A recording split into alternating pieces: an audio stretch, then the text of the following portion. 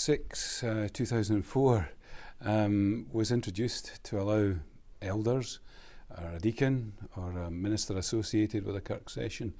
to be able to chair the kirk session, either in the absence of the minister or in the presence of the minister. And the minister can be there at the meeting, and a person can be sought out and trained so that they can moderate, and that actually allows the minister to fully participate from the other side of the table in sometimes very important conversations that, if you're chairing, it restricts you. And when the minister's present like that, then the kirk session under that kind of chairmanship can make important decisions. But if the Act is used so that a kirk session meeting can go ahead in the absence of the minister, then there are strict limitations upon what the kirk session can then decide. It has to have an agreed agenda, and decisions of any kind, in fact,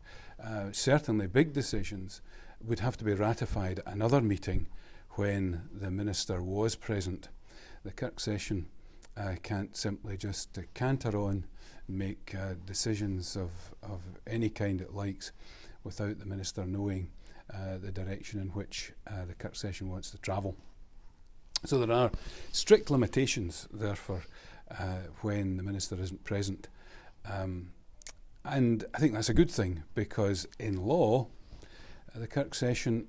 happens to be both the minister, the moderator, and the elders working together. So if a minister is really interested in the possibility of being able to sit in the meeting and not chair it, or is going to be away and wants somebody to be able to chair a kirk session meeting so that the business of the local church isn't delayed, then plans and preparation have to be made. You have to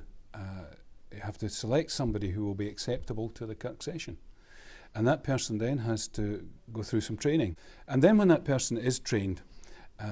prior to any meetings of the kirk session, it's important that minister and the person that's going to chair the meeting sit down together and agree the parameters, agree the business, and note very carefully how far the kirk session might be able to go in terms of decision making. And if it does make decisions and it says, here's something that we think will be good for the local church, they have to remember that that decision, if the minister hasn't been present, has to be ratified at the next meeting when the minister is present, or ratified in writing by the minister so that the minister's agreement has been recorded for the minute.